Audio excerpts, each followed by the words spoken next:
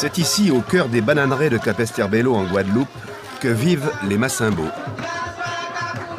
Descendants des derniers Congolais débarqués des bateaux négriers dans les années 1860, on les appelle les Congos.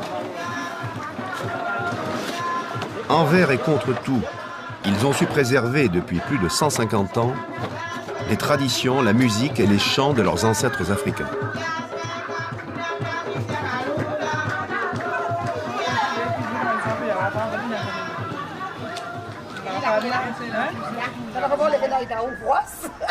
L'histoire des Congos, les Congos d'ici, je l'ai su quand je suis arrivé. De toutes les façons, je savais qu'il y avait des Congos déportés vers ces îles-là, mais je n'avais aucune idée des Congos en Guadeloupe ou à Capesterre.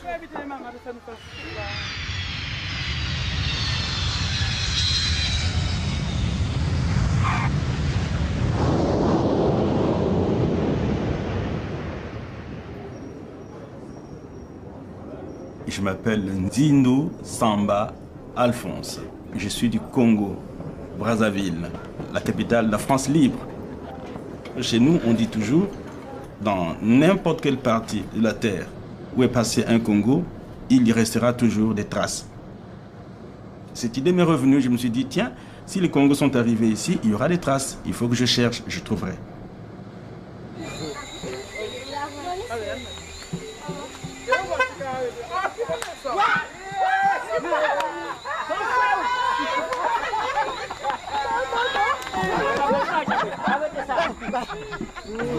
Où sont les autres Congos?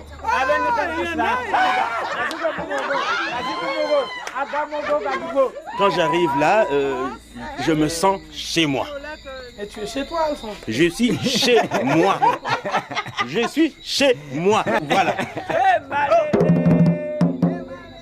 Et la première fois, j'arrive aux Antilles. Je me suis dit, il faut que je cherche, que je trouve une trace de mes ancêtres ici. Mais le seul moyen qui était devant moi, c'était le bottin téléphonique. Je dis, par le bottin téléphonique, je peux trouver les noms. Je vois le nom Massimbo. Je dis, non, c'est pas vrai. Mais c'est mon grand-père. Massimbo, même orthographe. Je suis venu, et moi je pensais que c'était simplement un couple avec 2 enfants, ou un enfant, ou 3 enfants. Je n'avais pas dans ma tête qu'il pouvait y avoir une grande communauté. On parle de ces Congos-là parce que eux, ils sont arrivés à partir de 1857 et qu'on pouvait suivre leurs traces. Les personnes qui sont arrivées avant l'abolition de l'esclavage, ce sont des esclaves, donc ils n'ont pas de nom de famille. Paraît-il que sa mère serait née sur le bateau au cours du transfert, c'est ça qu'on m'avait dit. Et que sa grand-mère l'ait cachée pour qu'on ne puisse pas le compter comme esclave. Celui qui était le plus noir était le plus mis à l'écart. J'ai envie de savoir aussi pourquoi les gens se rejettent entre eux. Les enfants, c'était ça à l'école, on nous embêtait. Congo, Congo, Congolo, Congolo, Congo, Congo, Congo. On se tapait à cause de ça. Hein. Ils ont beaucoup souffert des attitudes. Alors c'est pas un malheur, donc ils arrivaient à me toucher. Ils faisaient une grimace, leurs mains, il fallait laver leurs mains. Ils sont morts endettés vis-à-vis des plantations sur lesquelles ils étaient. Souvent, lors de grèves, dans les différents textes que nous avons étudiés, on voyait que le Congo se mettait en avant. Toujours me battre pour le Congo. Je suis à des milliers de kilomètres du Congo et je me bats pour le Congo. Je me bats, je me bats.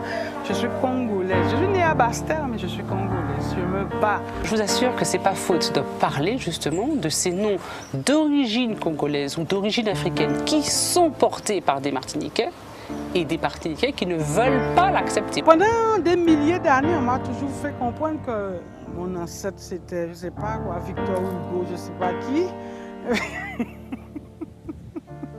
Nous sommes ignorants de tout et nous essayons de découvrir par nous-mêmes.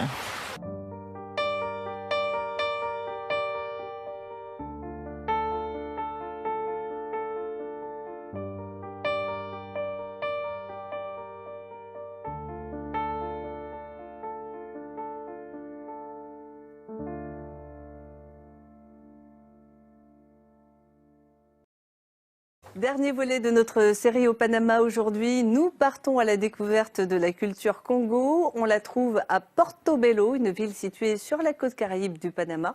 Elle provient des anciens esclaves africains victimes du commerce négrier au XVIe siècle. Reportage de nos envoyés spéciaux Nathalie Sarfati et Massimo Bulgarelli. Portobello a été découvert par Christophe Colomb, qui, séduit par la beauté du lieu, lui a donné le nom de Beauport. Portobello a surtout été un centre névralgique pour le commerce de l'or et la traite négrière. Des milliers d'esclaves sont arrivés ici au XVIe siècle. De cette histoire tragique restent des vestiges comme ce bâtiment des douanes ou ce fort avec ses canons pointés vers la mer des Caraïbes. Reste aussi et surtout une culture, la culture Congo et sa gardienne du temple, Mama Hari. La plupart de ceux qui ont été emmenés dans cette région viennent du Congo. Tout ici est Congo. La langue, c'est Congo. Tout ce qui est fait, c'est Congo. Nous sommes Congo parce que nous sommes des Africains, des descendants d'Africains. Mama Hari est intarissable quand elle évoque les ancêtres et leur souffrance pour bâtir ces immenses murs de corail.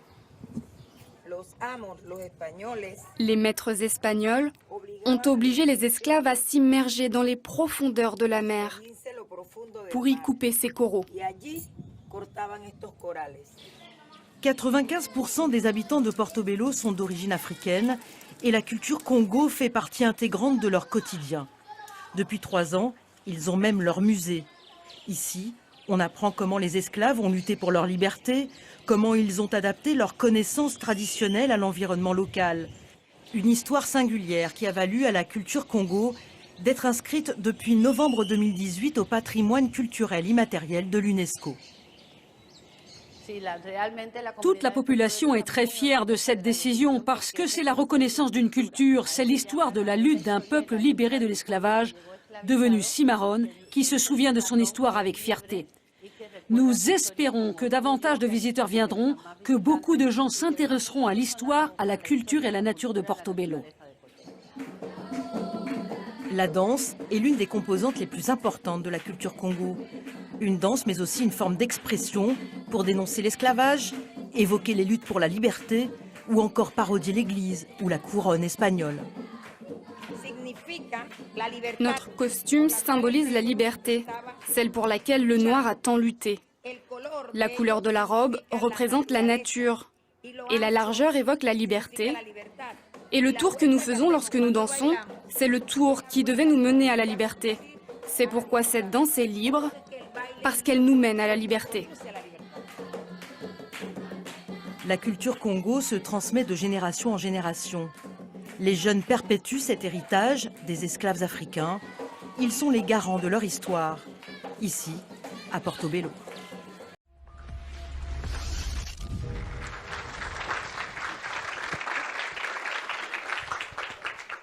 Welcome. Buenas tardes. My name is Armin Schwegler. I'm a professor in the Department of Spanish and Portuguese here at UC Irvine. I'm here today to tell you an amazing and uplifting story about a very unusual people. These are the people of Palenque. Resilient people. People whose culture and language I have studied for the last 30 years. And in the process, I'm happy to say, I have become their friend. These people have had unusual lives, in part because they have been isolated for virtually 400 years. Because they are poor, because historically they did not know how to read and write, and of course because they have been black, and blacker than black within their own country. Nobody has written down their official history. And worse still, even the Palenqueros themselves do not recall where they came from in Africa and who founded their village. But they do remember that there were unusual people with a special spirit. They were freedom fighters, the first free, officially free community anywhere in the Americas. They speak their own language. Kucha. Bukleb la lengua kuyo. Quanto mo na tene? Yun nene do mo na hembra.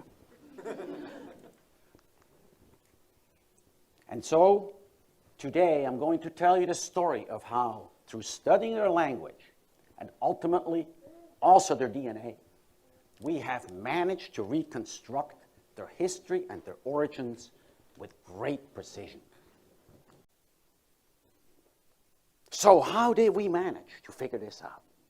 Well, there were some initial clues that turned out to be key. Let me explain. To this day, the Palenqueros, when somebody dies, they dance around the coffin with drums and they go into trance. And they chant a chant that came from Africa. Chimang Congo, Chimariloango, Chimariloango de Angola, and so they go on. But as they chant, just like you, they do not understand what they sing. It is very much like Latin in church. Emotional content, but no real meaning in terms of words. And so as I lived with the Palenqueros, I decided to study these songs close up. And I wrote a book of about 800 pages. And then I showed that these texts can actually be understood. And here's what that song says. From the Congo people I am, from the people of Luango, from the Luango of Angola. And if you're familiar with the African map, then you realize that this is really one and the same region. As you can see on this map, it refers back to the old Congo kingdom. It refers to the Luango coast, which is adjacent, and Angola just to the south. But more meaningful still is this. All these people from these three regions spoke a single language, which we call Kikongo. A language still spoken today by 5 million people, but Palenqueros do not understand it anymore. This is the language that lies in the past. And it sounds like this. Wena yewonge, wena yewonga mo malari, wena wonga mo batu bankaka. And then, as I heard the language, as I realized that maybe, just maybe, these Palenqueros were truly different and special, I had a revelation. And the idea was very simple, that the Palenqueros were one type of people when they ran away, coming from a single place, having a single language. And over the years, as I progressed with my research, we found more words in Palenque that linked us up with this old Congo region. As you can see here, the word for cattle is the same on both sides of the Atlantic. And in Palenque, the word for snake, nyoka, sounds very much like it sounds in the Kikongo language. So we gathered more and more evidence, 200-300 more such words. And it became ever clearer that there was a strong connection to this Congo. But the problem remained. We couldn't really be sure whether all these people had come from the Congo or whether they came from other regions in Africa as well. So we had still doubt, even though we had learned a great deal. And that leads to the big jump that comes in 2010. This is the time when population geneticists had read linguists' articles, including my own, and they wanted to see whether our hypothesis was correct. And this was the moment when we began to team up with them. This included multiple teams from all over the world, but one person in particular, Ansari Pour, was instrumental in this work. And so they did what population geneticists do best. They collected data, and they collected data in Palenque and in Africa. And they obtained DNA from 42 population groups from all over the place. And then they also zeroed in particular, on this Mayombe region in the Congo, where I had said that the origins of these people must lie. And so, after months and months and months of work and analyses, the results came in.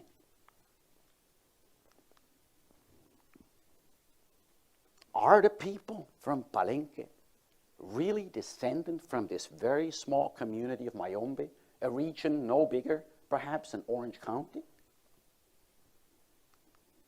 As you can see here, we were right on target. The DNA data confirmed exactly, especially for the male population in Palenque, what we had suggested. So let me cite just one or two sentences from the dissertation that Ansari Poor published in 2011.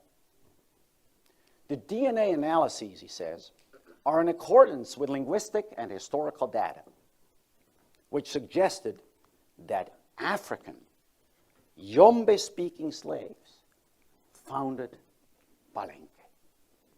So in short, what this means is that my friend now can be sure that her ancestors indeed came from the Congo.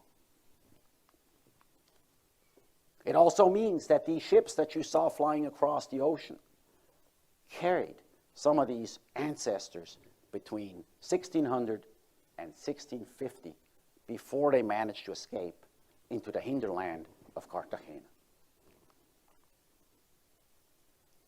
400 years ago, the first African slaves arrived on the shores of the United States. Archaeologists are searching for one of the very first to step off the boats, Angelo, a woman who arrived here in Jamestown, Virginia in 1619. They're hoping that by finding her remains, they can learn more about African heritage in America. The story allows us to connect the wide and the very deep African past here in the Americas for children and for people my age and people who, you know, are older. It really gives representation, right, to the fuller story of the American past. Considered as a foremother of the African American community, historians believe Angelo boarded a ship in Angola before heading to Veracruz and finishing her voyage in Jamestown on the James River. She appears in the colony's census documents in 1624 and 1625. She worked for a wealthy family and lived alongside white servants. To me, this story is sort of like Eve. I mean, Angelo is the first documented African woman in Virginia. That's the beginning, and very few people can actually point to a time and place where there's a beginning. For the next 250 years, slavery reigned in the United States, the repercussions of which are still felt in American society today. À venir, les conséquences de l'esclavage dans l'histoire américaine. Et ce mois-ci, les États-Unis soulignent un tournant de leur histoire, l'arrivée des premiers esclaves en Virginie il y a 400 ans. C'est en août 1619 qu'une vingtaine d'Africains emmenés de force ont mis les pieds dans la jeune colonie britannique. 2 siècles et demi plus tard, au moment de la guerre de sécession qui a marqué la fin de l'esclavage, il y avait 4 millions de Noirs privés de toute liberté, à une époque où la population américaine s'élevait à 31 millions d'habitants. L'esclavage a depuis été aboli, bien sûr, mais les inégalités sociales sont encore loin d'être disparues. Raphaël Bouvier-Auclair est allé à la rencontre de descendants d'esclaves. Sous ces arbres de Virginie se trouvent les souvenirs d'un épisode fondateur de l'histoire du pays. Génération après génération, c'est ici que sont enterrés les membres de la famille Tucker, les descendants des premiers Africains à poser les pieds dans les 13 colonies britanniques qui allaient devenir les États-Unis. It means a lot that is being remembered, that how they came against their will to this country 400 years ago. C'est important, dit-elle, de se souvenir qu'il y a 400 ans, on les a forcés à venir dans ce pays. Comme une vingtaine d'autres passagers, leurs ancêtres Isabelle et Anthony étaient originaires de ce qui est aujourd'hui l'Angola. I know how I would feel if I was taken from this country and someplace else and I didn't know anything about it. So I can imagine how they felt, but they didn't give up when they got here.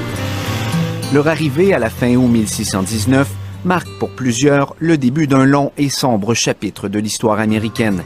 Un système économique fondé en partie sur l'esclavage qui a duré près de 2 siècles. Des histoires, des luttes qui ce mois-ci ont été soulignées. Une commémoration importante selon cette historienne. Il y a bien des endroits, même ici, dans cette zone, où les gens ne veulent pas parler de ça, où les gens se plaignent, par exemple, du fait qu'ils vont visiter une plantation et qu'on parle de l'esclavage. Donc, cette reconnaissance est un élément important en ce moment. Pour de nombreux Afro-Américains, l'arrêt est donc important et solennel. A little happy, a little sad. A little angry, a lot of mixed up emotions. Cet homme dit par exemple ressentir toutes sortes d'émotions. Au-delà du devoir de mémoire, il y a aussi la réflexion. Yes, I think that slavery still lingers in America. I think that we're still suffering from the effects of slavery. Je pense que nous souffrons toujours des effets de l'esclavage, dit-elle, évoquant notamment des enjeux de pauvreté. Encore aujourd'hui, aux États-Unis, les familles afro-américaines peinent à atteindre le niveau de prospérité des familles blanches, dont la richesse est généralement 10 fois supérieure. Comment y remédier? En juin, le Congrès a tenu des audiences historiques sur un débat qui persiste, celui autour des indemnisations financières aux descendants d'esclaves. Un outil qui, selon certains, permettrait d'affronter des problèmes contemporains. And there is, of course, the shame of this land of the free, boasting the largest prison population on the planet, of which the descendants of the enslaved make up the largest share. Combien de citoyens devraient être compensés et quel montant serait nécessaire? Aucune somme n'est officiellement avancée, mais des études évoquent des centaines, voire des milliers de milliards de dollars. L'idée est donc loin de faire l'unanimité, tant chez les élus qu'au sein de la population. If we were to pay reparations today, we would only divide the country further, making it harder to build the political coalitions required to solve the problems facing Black people today. Le grand élément positif de tout ça, c'est d'amener ces débats dans l'espace public. Mais selon elle, cette conversation est bien loin d'être terminée. Mais la réalité, c'est qu'aucune des sociétés où il y a lieu de l'esclavage, soit aux États-Unis, soit dans les Caraïbes français ou britanniques ou le Brésil, aucun de ces endroits, il n'y a jamais eu un groupe d'anciens esclaves qui a obtenu des réparations. Au-delà du débat politique, il y a aussi la reconnaissance du rôle joué par les ancêtres des Tucker et tous les autres.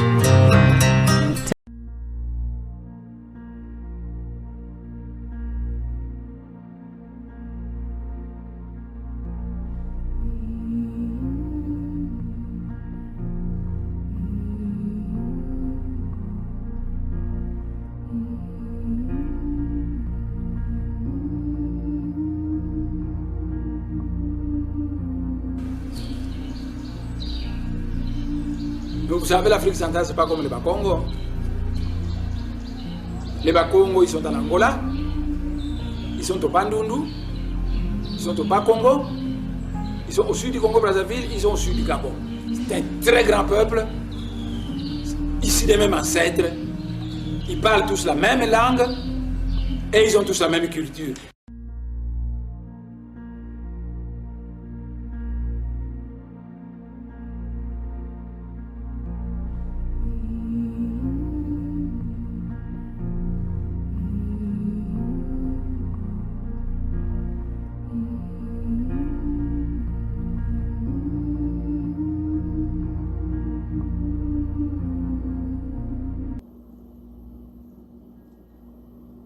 Vous savez, d'après la tradition juive, il est dit clairement que si les livres de la Bible sont saints, les livres des cantiques est 2 fois plus saint.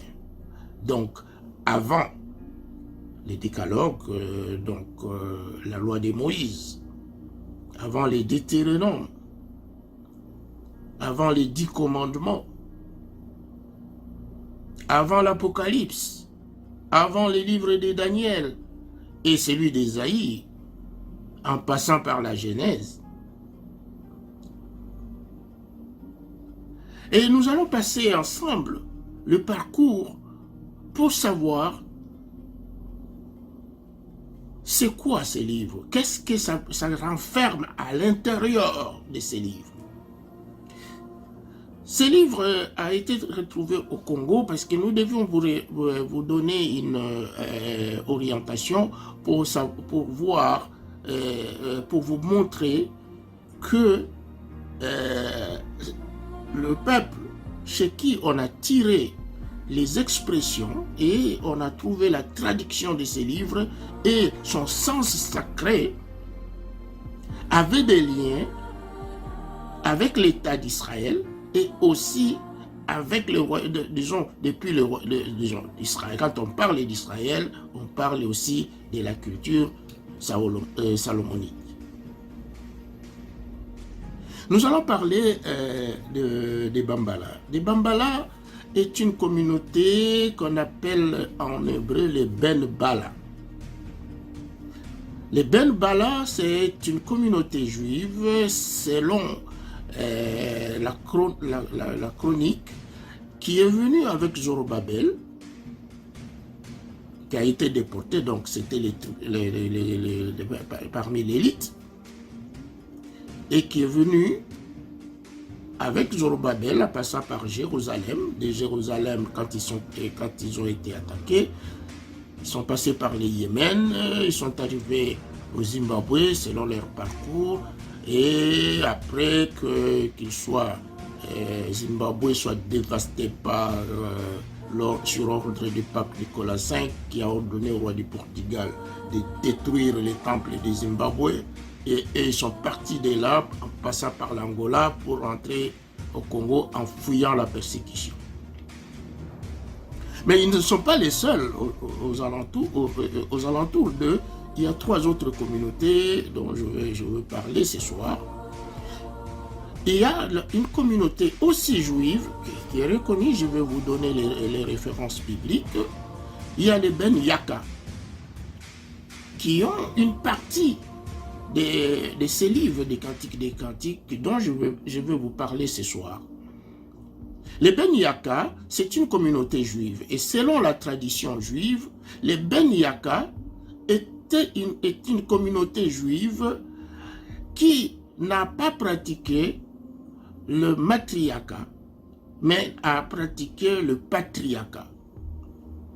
Ce qui est la configuration actuelle des Yaka. Les Yaka sont dans les Bandundu, entre les Bandundu, les Bakongo et tout ça, parmi toutes les communautés juives, ils sont les seuls parmi les matriarcats qui pratiquent le patriarcat.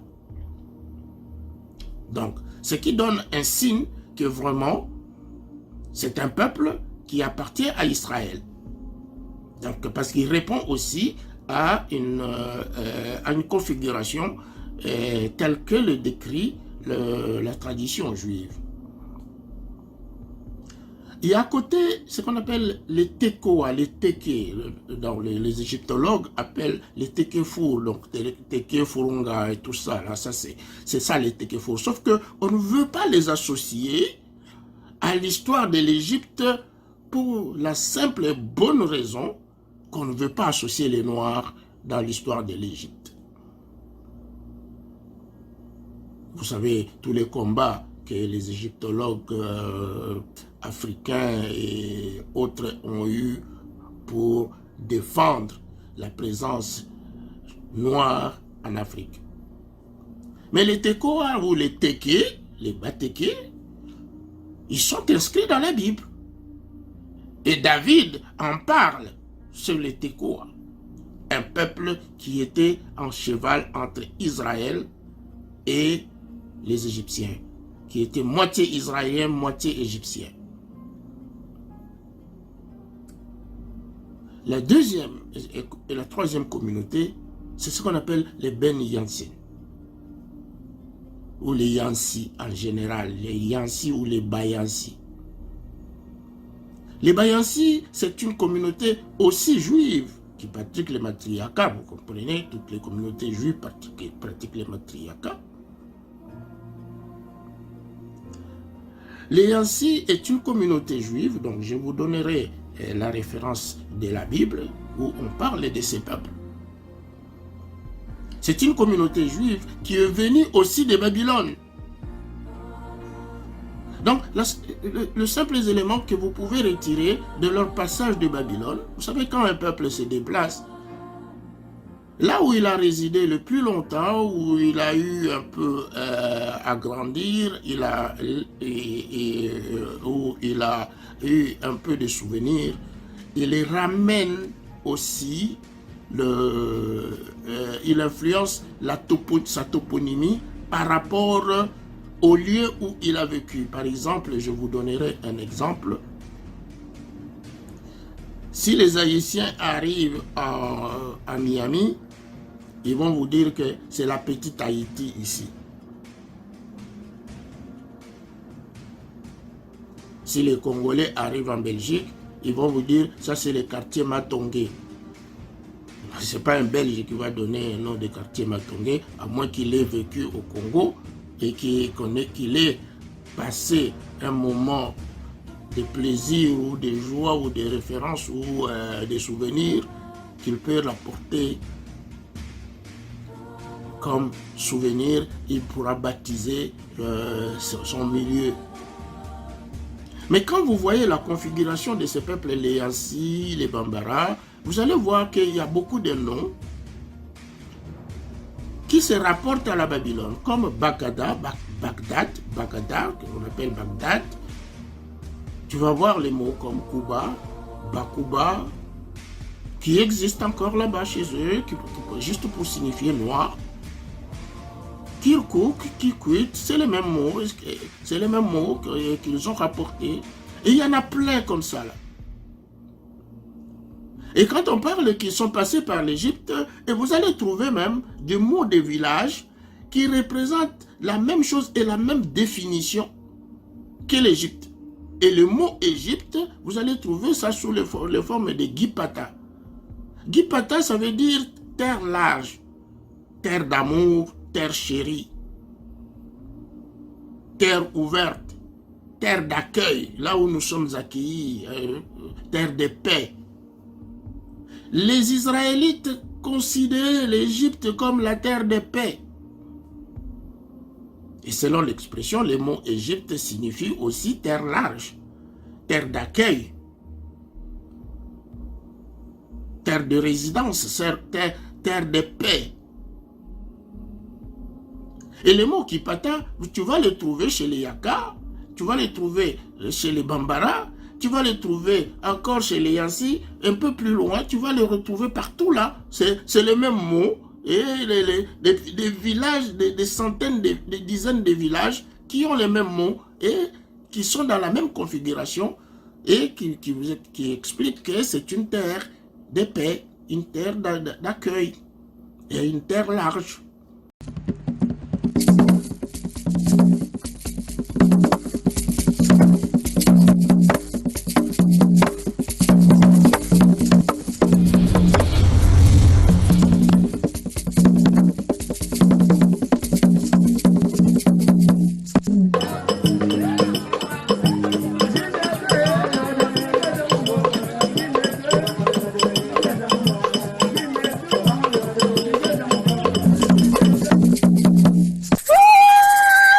ndenge bakoko babiso balobaka mwana azana mokonga mama abetaka libaku te lokola mwana azana mokonga mama abetaka libaku te mama kongo pe akobeta libaku te elongo na bandeko boso bazolanda biso na mikili ya poto mpona koloba ete mama kongo akitaki na lombango na province ya Bandundu précisément epa bandeko babiso ya bambala pai tokende kokutana na bango po toyeba bomoto na bango bambala pai bavivaka ndenge nini babalaka ndenge nini baliaka ndenge nini pe bakolakisa biso historique na bango bauta wapi et pourquoi babenga bango bambala pai tokoluka to bango biso na bino na kati ya émission na bino ngoma ya Congo mbunda ya Congo oyo ezobeta na ngonga oyo précisément epa bandeko babiso bambala ya pai ndenge nalobaka mama Congo azaye moko te naza na représentant to pe président ya groupe oyo tokoyamba ye pe tokotuna ye ayebisa biso groupe na ye kombo na yango nini.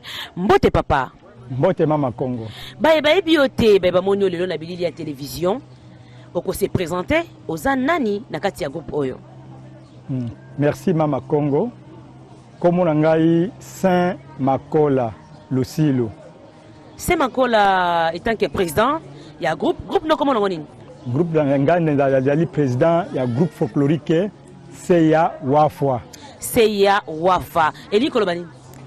Seya Wafwa eza komo moko ezali lokola lisese. Seka oya kufi. Oya kufi nanu te ko seka yete. Oazana bomoi. Pour un jour akoko sala kaka oya koko sala pe ko kamusa bato. Merci beaucoup na groupe Seya Wafa mais na kolukana eba bozaba mbala ya wapi. Merci mima Congo. Biso babenga biso bambala pai. Bambala pai. Pai wana ezali centre. Ezali contre.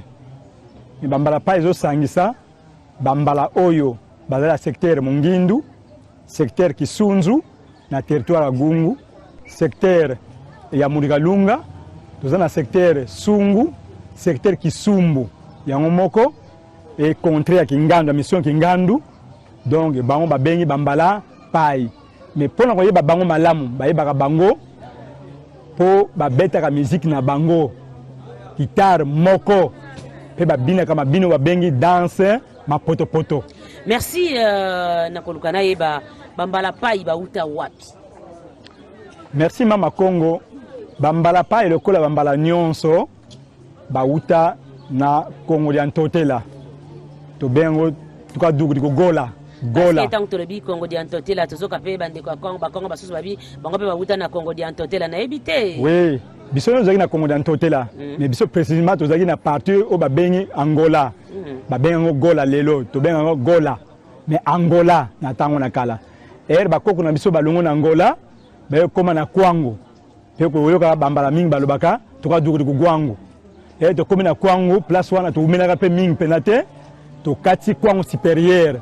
To kati maya Kwango ezapela kombo Kwango nde koma na province ou na territoire to benga Kahemba na province ya Kwango. Mais na Kahemba wana to kutaka na mboka babengi Masita Mbanza biso nyonso Masita Mbanza, c'est-à-dire cité capitale il y a plusieurs foyers to kutana ngi wana et puis na bitumba ou bien na ko pona bambala balongo wana Masita Mbanza de bambala pa ba koma na contrôle na lobby oyo to bengi bambala nord. Donc bambala nord tozali secteur Kisunzu, secteur Murigalunga, secteur Mungindu, pe secteur Sungu, pe suka sukite secteur Kisumbu. Esika pai centre pai ezali. Donc pour na koloba malamu bambala bauta na Angola, bambala pai bauti na Angola. Oui. Mais Kembo Mutata Nzambi to Mazulu. Au nom puissant de Malakima Congo, Malakima Nkembo, Isaya Congo qui revient bientôt libérer son peuple, dispersé au-delà des fleuves de couche, dispersé captif parmi les nations chez les Ngoï. Alors aujourd'hui, nous parlerons sur les Bena Congo dispersés au-delà des fleuves de couche, mais plus précisément dans la province du anciennement appelé le Bandundu, qui a été subdivisé en 3. Donc nous avons au nord la province du Maïndombe. Au centre, nous avons la province du Kwilu, dont nous allons plus nous focaliser là-dessus. Et au sud, nous avons la province du Kwango. Alors, je pense que vous avez suivi les débuts de notre vidéo, là où on a montré les Bena Congo dispersés aux 4 coins de la terre. Vous avez vu, vous avez suivi les Bena Congo qui ont été dispersés en Guadeloupe, aux Amériques, en commençant par la Guadeloupe, la famille Massembo. Ensuite, vous avez vu aussi qu'il y a des Bena Congo qui sont dispersés en Martinique, Il y a des Congos aussi au Panama. Il y a des Congos en Colombie, qu'on appelle les Palenques. Nous avons aussi les Bénin-Congo en Virginie, c'est-à-dire aux États-Unis. C'est parmi le premier bateau qui est sorti du Royaume Congo, de l'Angola, pour accoster aux États-Unis en Virginie en 1919. Voilà, ça a accosté en Virginie. Vous avez suivi la vidéo. Il y a aussi des Congos au Brésil, en Haïti, au Mexique, à Cuba, tout ça. Donc, ça c'était au niveau des Amériques.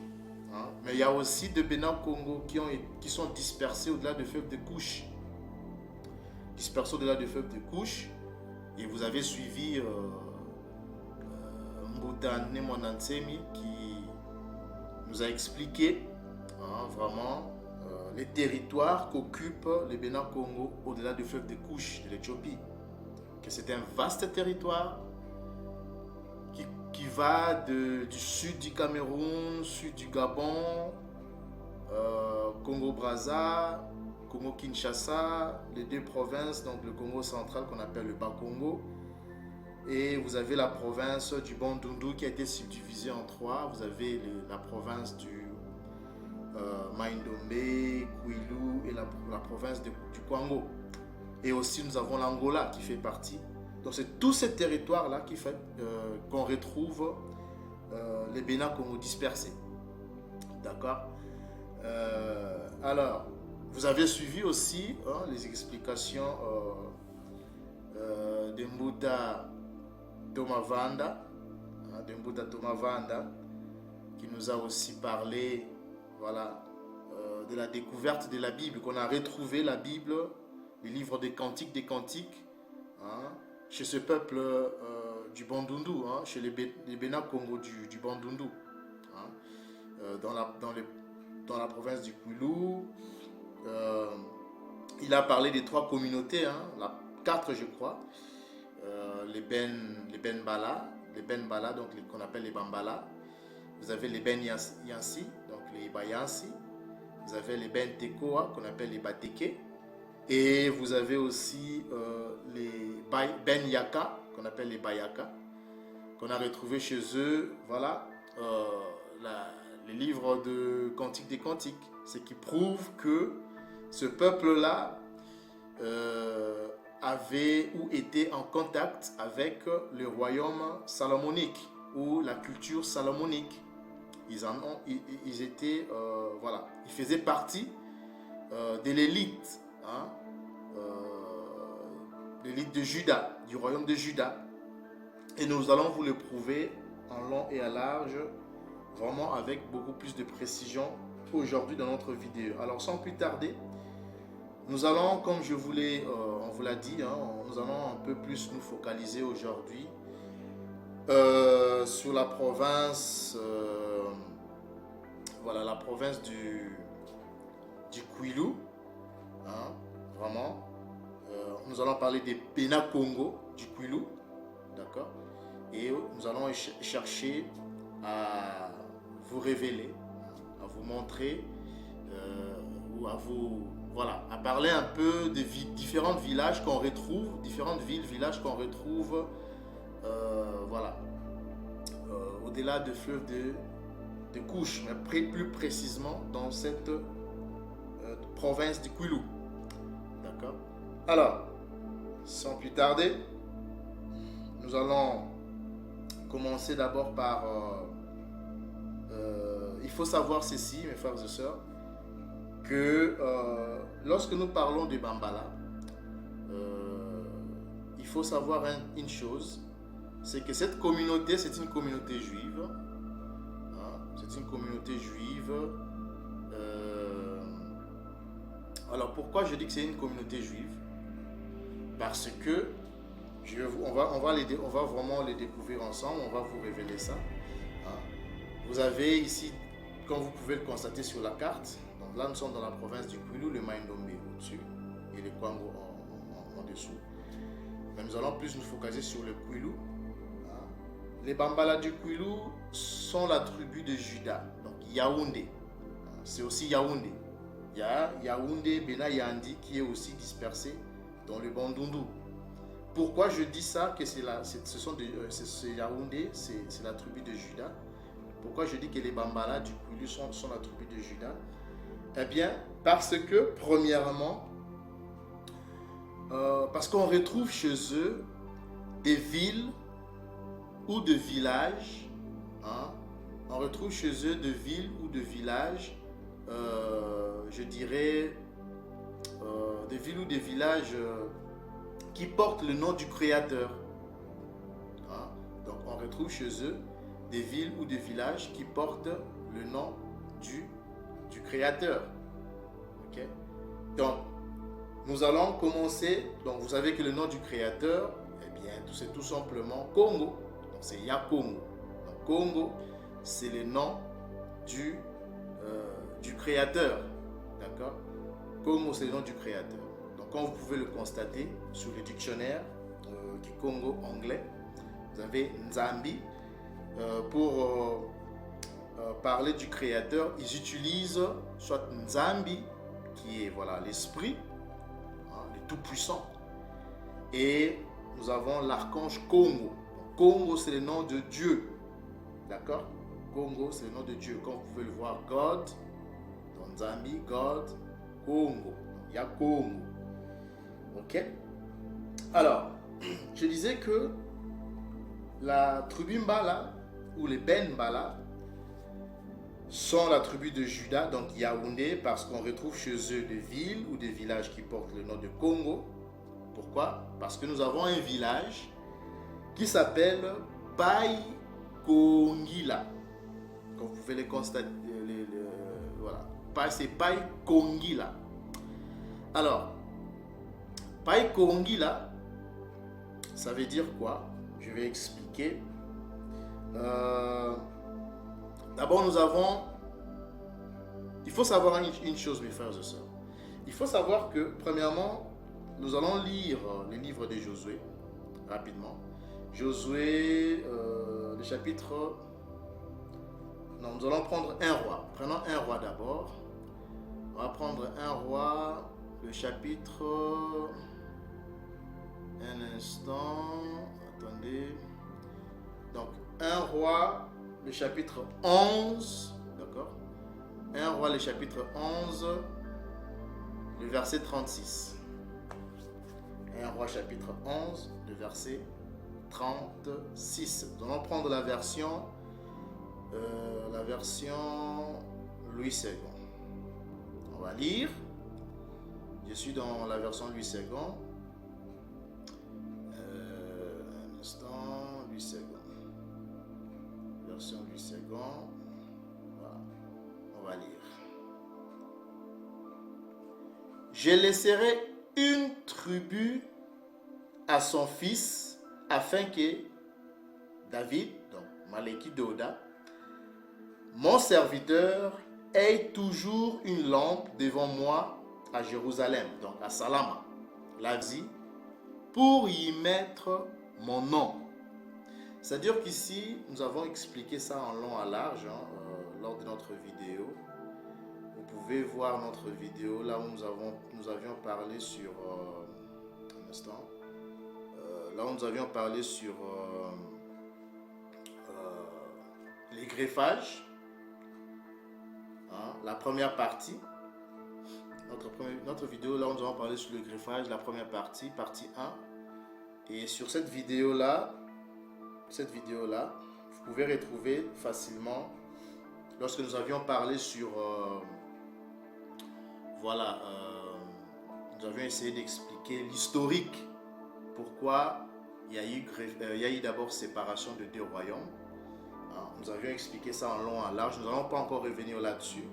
Donc si nous revenons dans 1 roi, le chapitre 11 verset 36, ici nous voyons que le prophète, parce que si nous remontons vers le verset 31, ici c'est une conversation qui a eu entre le prophète, prenons 30, le prophète, donc Nabi Ashija, qui saisit le manteau neuf qu'il avait sur lui et les déchira en 12 morceaux ou en 12 tribus.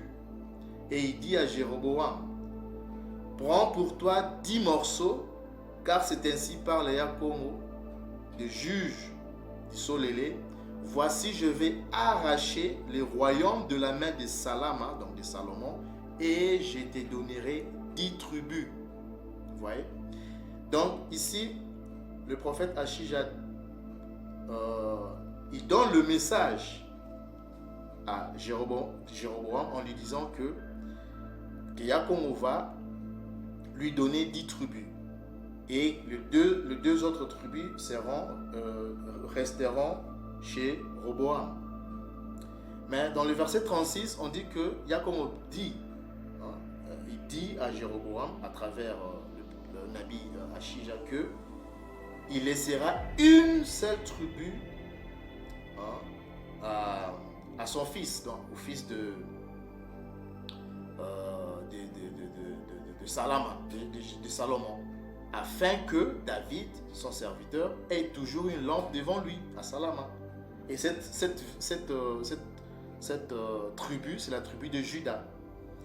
Donc parmi les 12, il dit bien que la ville que j'ai choisie, donc Salama, donc c'est Juda, donc la ville que j'ai choisie pour y mettre mon nom. C'est-à-dire que parmi les 12 tribus d'Israël, du Solélé, Yakomo avait choisi ou a choisi une seule tribu qui est censée porter son nom, Kongo. Donc si vous voulez retrouver le royaume de Juda au-delà du fleuve de l'Éthiopie, ou au-delà du fleuve de Couche, il faudrait retrouver soit les royaumes de villes ou de villages qui portent le nom de Congo. Et c'est comme ça que vous allez retrouver la tribu de Juda. Il y a plusieurs versets comme ça qui parlent de la ville choisie pour mettre, c'est-à-dire que Yakomo a choisi, donc cette ville choisie là c'était Juda, pour y mettre son nom. On peut aussi le lire dans le livre toujours dans Un roi.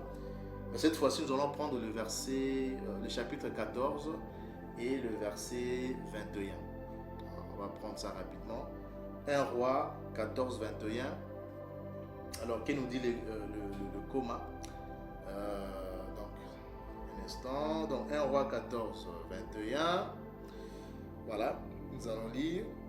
Voici ce que dit le coma. Alors, 21. Où nous sommes là. Roboam, qui était le roi du sud, du royaume de Juda. Roboam, fils de Salomon, régna sur Juda. Il avait 41 ans lorsqu'il devint roi et il régna 17 ans à Jérusalem, donc à Salama.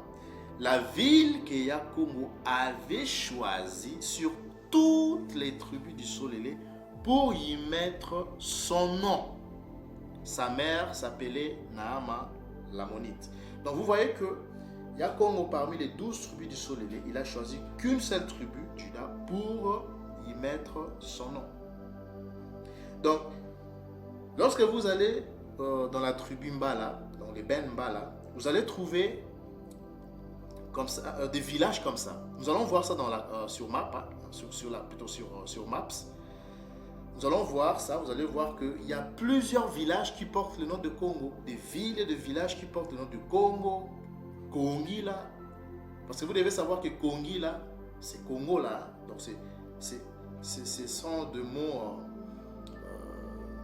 ce sont des mêmes mots. Hein. Donc Kongila ou Congo là. D'accord? Ça, vous pouvez retrouver ça facilement. Donc la concordance, c'est le 2295. Donc ici vous voyez, comme vous pouvez le voir, donc Congo là, c'est biblique, hein? Donc Congo là ou Kongi là, qui veut dire tout simplement, parce que quand vous regardez ici, Edom, il dit origine, dérivation incertaine. Ils ne savent même pas. Vous voyez, la prononciation, vous voyez ici phonétique, on dit donc, on peut dire soit Congo là ou Kongi là. Congo là ou Kongi là. D'accord? Ça veut dire quoi? Ça veut dire tout simplement la ceinture. Hein, la ceinture. Congo là ou Kongi là veut dire la ceinture. Hein, vous pouvez voir ça sur le dictionnaire sur le dictionnaire, voilà, Kikongo, hein. Donc là, vous avez ça. Vous avez là, Kongi, là, qui veut dire le nœud. Alors, le nœud a pour synonyme la ceinture. Donc, ceinture, nœud, c'est la même chose. Kongo veut dire aussi ceinture, nœud, hein, c'est la même chose. Donc, ce sont, donc on peut dire soit Congo, là, ou Kongi, là. Donc, c'est Congo. C'est la même chose. D'accord? Donc, si nous revenons, alors maintenant sur, voilà, le coma. Donc, nous comprenons que les villes ou les villages qui portent le nom de Congo, Kongi, là, Congo, là, c'est Juda. Parce que c'est seul Juda qui est censé perpétrer ces noms-là, garder ces noms-là, à perpétuité, éternellement. Vous comprenez ça? Donc, ça c'est la première des choses. Donc, nous avons la tribu Mbala, qu'on appelle aussi Kwilu Mbala. On peut aussi dire Kwilu Mbala, parce que chez eux, là-bas, lorsque vous allez, vous retrouvez des villages, des villes qui portent le nom de Kwilu, qu'on retrouve aussi un peu partout, hein, au Congo-Brazza, vous avez Kwilu. Il y a même aussi au Congo central, vous avez Kwilu, Kwilungongo. Kwilu veut dire tout simplement, Kwilu veut dire un village qui est près d'une montagne. Hein, Kwilu. Donc vous retrouvez ça vraiment lorsque vous allez dans le Bandundu, vous retrouvez vraiment beaucoup de Kwilu là-bas. Des Kwilu. Et nous allons voir, ça c'est la tribu Mbala qu'on peut retrouver facilement dans le Koma, dans la Bible. Hein? Vous pouvez retrouver ça, voilà, lorsque vous lisez. Nous allons d'abord commencer par Kwilu Mbala. Ça on peut facilement retrouver ça dans le livre de Josué, le chapitre 15, le verset 29. Et la concordance, vous avez 11, 73. Donc Mbala qui est là. On dit que c'est une ville dans le sud de Juda. On dit un autre nom des Kiri. En fait, ici, c'est pas Kiri Jéréarim comme l'a traduit Edom, mais c'est juste Kwilu. Kwilu Yulu. Hein? Donc c'est Kwilu Yulu ou Kwilu Mbala. D'accord? C'est Kwilu Yulu ou Kwilu Mbala. D'accord? Donc, c'est dans le livre de Josué 15, le verset, on peut lire ça rapidement, le verset 15. Hein? Donc, Josué 15, le verset 29. Le verset 29. Nous allons lire ça rapidement. Là, vous allez voir que lorsqu'on parle de Mbala, c'est aussi Kwilu Mbala. C'est le même, la même ville ou le même village. Ok? Donc, Kwilu Mbala ou Mbala ou Mbala, tout simplement. D'accord? Alors, allons-y rapidement dans Josué 15, 29. Nous allons descendre au verset 29. Un instant. Voilà. Nous sommes là. Ici, on nous parle sur les villages ou les villes, les territoires accordés à Juda. Vous voyez, territoires accordés à Juda, quelles sont les différentes villes ou villages qu'on avait accordés, qu'on avait donnés à la tribu de Juda. Si vous allez au verset 29, vous allez voir, il y a le village ou la ville Mbala qui est là. D'accord? C'est Mbala. Même lorsque vous lisez Josué 18, le chapitre 14, nous allons prendre Josué 18, 14, vous allez voir que on parle toujours de cette tribu-là. Ouais. On dit du côté occidental, la limite s'est prolongée et tournée au midi depuis la montagne qui est vis-à-vis de Beth-Horon. Elle continuait vers le midi et aboutissait à Kwilu Mbala. C'est Kwilu Mbala ici. Kwilu Mbala qui est Kwilu Yulu.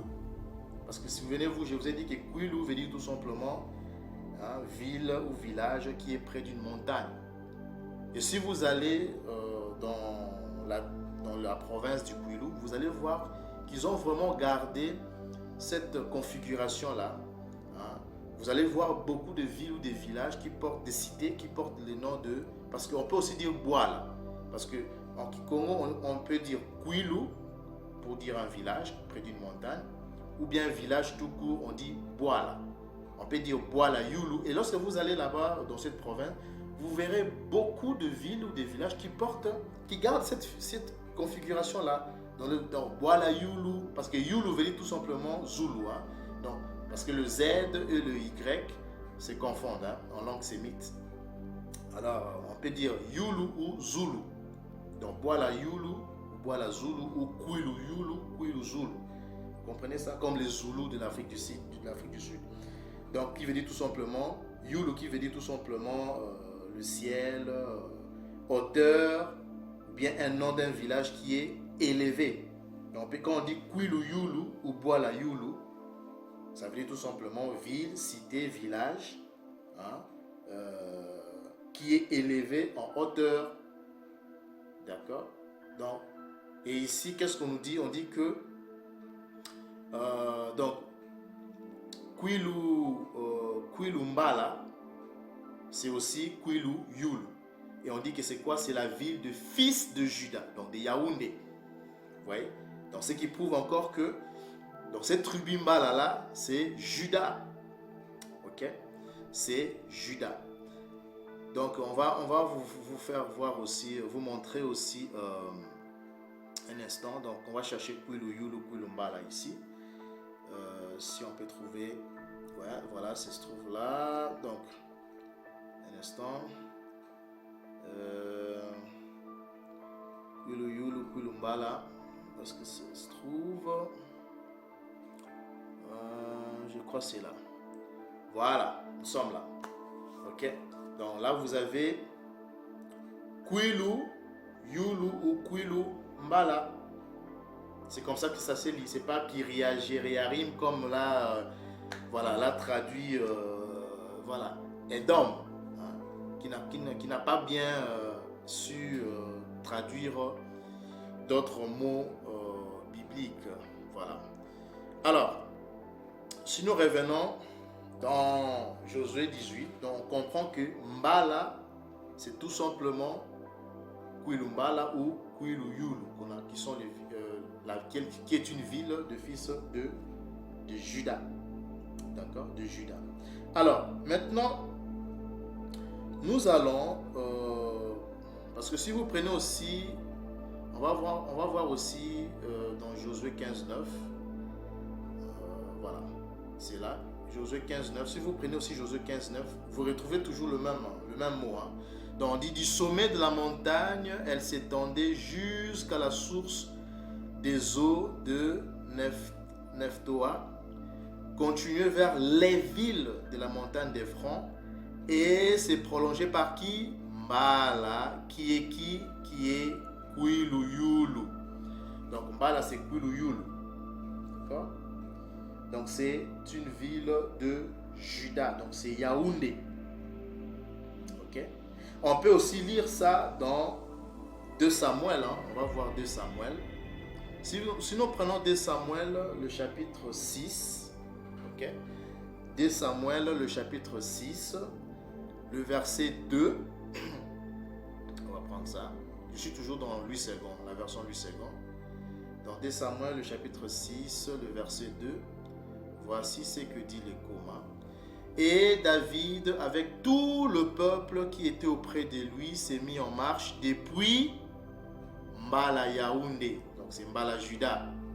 Voilà encore une autre preuve qui montre que cette tribu Mbala, c'est Juda. Donc c'est Mbala Yaoundé. Si vous cliquez, si vous prenez la version,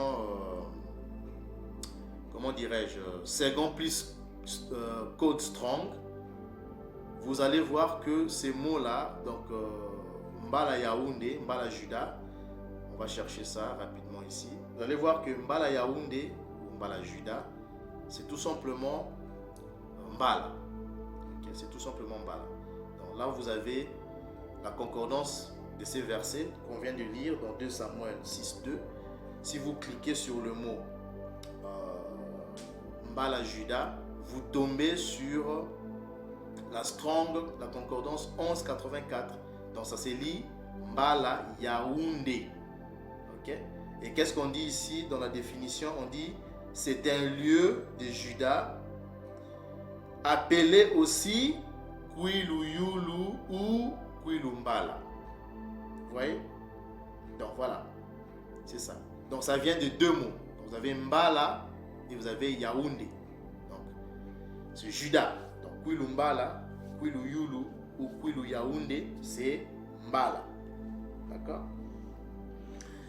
Alors, nous allons maintenant prendre aussi, donc revenons d'abord dans 2 Samuel 6.2.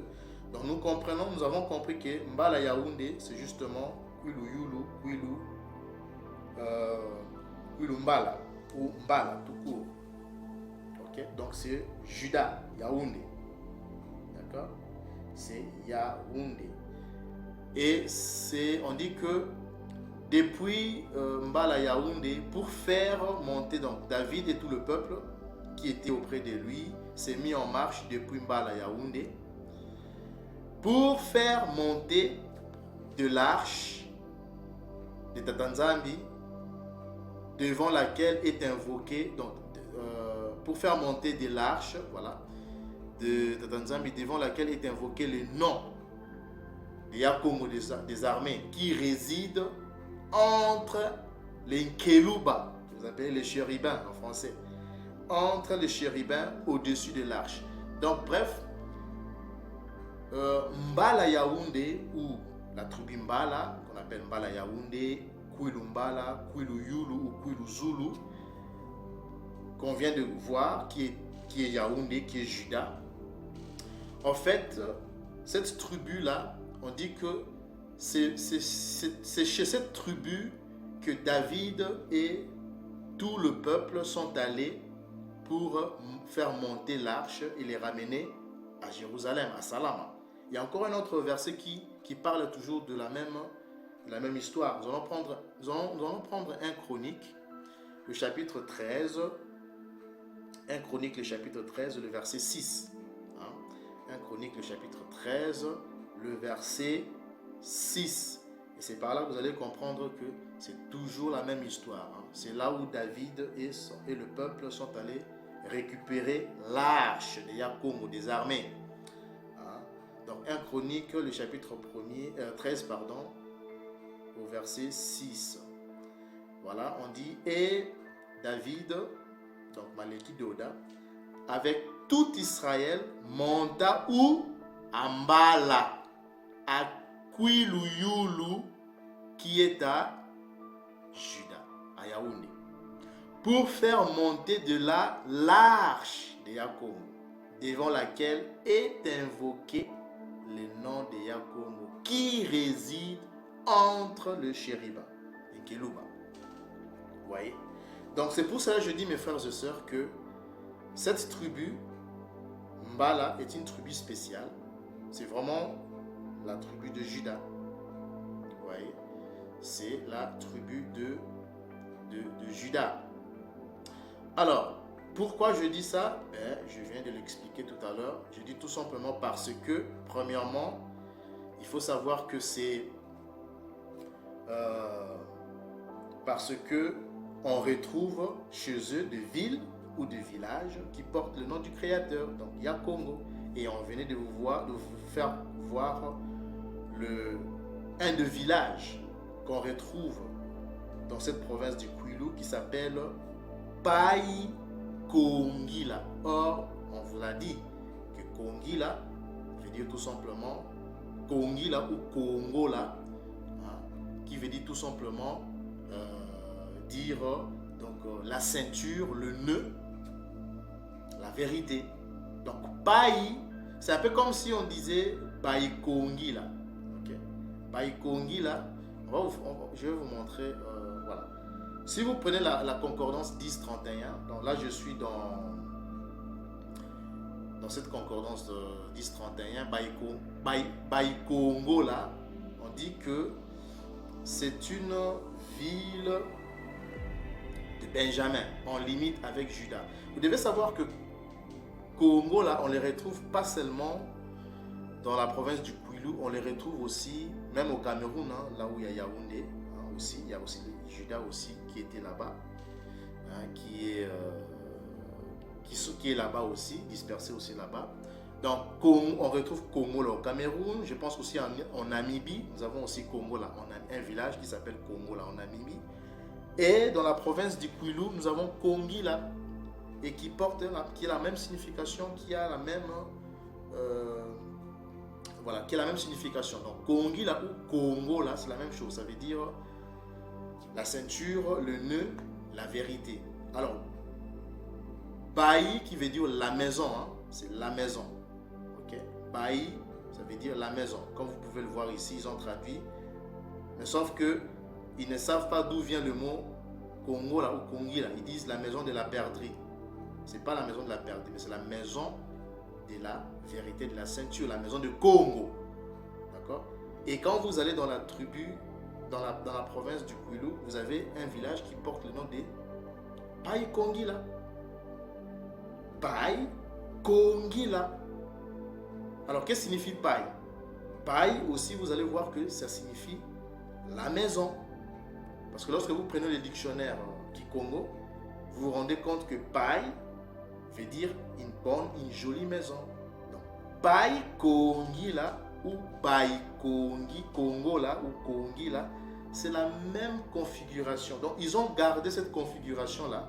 C'est un peu comme si je disais la tour Eiffel en miniature. Vous voyez un peu ce que je veux dire? C'est-à-dire que Pai, c'est une grande maison, hein, mais Pai, c'est une jolie petite maison. C'est-à-dire, c'est un peu comme si je disais en miniature. Donc, Pai Kongi là ou Congo là et Pai Congo là ou Kongi là, donc c'est la même chose. Donc, ça veut dire tout simplement la maison, ok, la maison de Congo, la maison de la vérité, la maison de la ceinture. Vous voyez ça? La maison de la ceinture, la maison de la vérité. Est-ce que vous comprenez ça, mes frères et sœurs? Parce que Congo c'est, voilà, c'est la ceinture, c'est le nœud, c'est la même chose. Ok? Et Congo, c'est Dieu. Hein? Congo, c'est Dieu. Donc, vous voyez ici, Congo, c'est la ceinture, hein, en hébreu. Hein. C'est soit Kango ou Congo, qui veut dire la ceinture. Ok? Ou les nœuds. Nœud, ceinture, c'est la même chose. Ok? Donc, Congo, Kongi là, Congo là, c'est ça. Donc, quand on dit Pai Kongi là ou Congo là, ça veut dire la maison de Congo, la maison de la ceinture, la maison de la vérité. Donc, c'est Yaoundé, c'est Juda.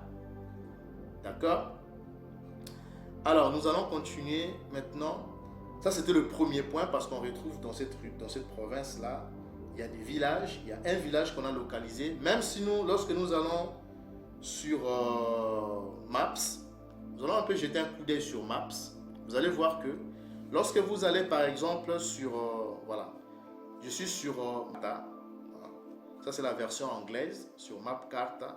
Et lorsque vous tapez ce mot-là, Pai Kongi là, directement, ça vous localise. Hein. Vous voyez, on dit Pai Kongi là is a town in DR Congo. Donc ça veut dire que c'est une ville ou un village dans en République démocratique du Congo. Et là, vous avez quoi? Vous avez Pai Kongi là qui est là. Ok? C'est dans la province du Kwilu. Ok? Pourquoi je dis ça? Eh bien, parce que nous sommes bel et bien dans la province du Kwilu. On peut rapidement les localiser. Hein. Un instant, on va voir ça. Voilà, je suis là. Kikwit. Voilà. Vous voyez, il y a déjà la ville de Kikwit. Or, Kikwit, cette ville de Kikwit est dans la province du Kwilu. D'accord? Donc, nous sommes bel et bien dans la province du Kwilu. Et si on peut dézoomer là, vous allez voir que Pai Kongi là, c'est bel et bien dans la province du Kwilu. Okay. Dans la province du Kwilu. Donc, Pai Kongi, donc vous voyez même ici, vous avez Bandundu province. Okay. Donc, nous sommes bel et bien dans la province du Kwilu. Donc,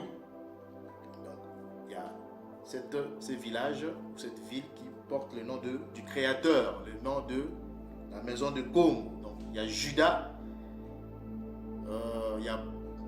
qui se retrouve dans beaucoup de villages qui portent ce nom et il y a beaucoup de Bena Congo dispersés dans cette province-là. Alors le deuxième point dont nous allons voulu aussi vous révéler ou vous parler aujourd'hui, c'est pourquoi je dis que les Benbala, cette communauté, les Benbala ou les Bambala, est une communauté juive. Le deuxième point, c'est parce que, comme on l'a dit, c'est Yaoundé. C'est Yaoundé, c'est Juda. Pourquoi? Parce que tout simplement, on l'a vu, lorsque nous avions lu 2 Samuel 6.2, nous avions compris que c'est là où est parti prendre David et le peuple. Et tout le peuple sont allés récupérer l'arche. Sont allés récupérer l'arche pour les ramener à Jérusalem. On l'a lu dans 2 Samuel 6.2 et on l'a lu aussi dans 1 Chronique, le chapitre 13, le verset 6. Et dans 2 Samuel, le chapitre 2, le verset 6, on a vu que Kwilumbala ne veut tout simplement dire que on l'appelle aussi, c'est-à-dire on l'appelle Kwilumbala, on l'appelle aussi Kwiluyulu et on l'appelle aussi Mbala Yaoundé, d'accord, ou bien Mbala tout court, d'après Josué 18, 19 ou Josué 15, 29. Ok. Et il y a aussi un autre point, pourquoi je dis que voilà. Il y a aussi un autre point pourquoi je dis que la tribu Mbala et Juda, eh bien tout simplement parce que on retrouve chez eux des villes, des villages. Quand vous voyez la configuration de ce peuple-là, donc les Bambala, il n'y a pas que les Bambala, il y a aussi d'autres communautés comme les Bayansi. Donc quand vous voyez la configuration de ce peuple-là, donc les Bambala, les Bayansi, vous allez voir qu'il y a beaucoup de noms qui se rapportent à la Babylone. Qui se rapportent à la Babylone. Parce que vous devez savoir une chose, mes frères et sœurs. Pour savoir, parce que vous savez que Yaoundé est allé en esclavage en Babylonie.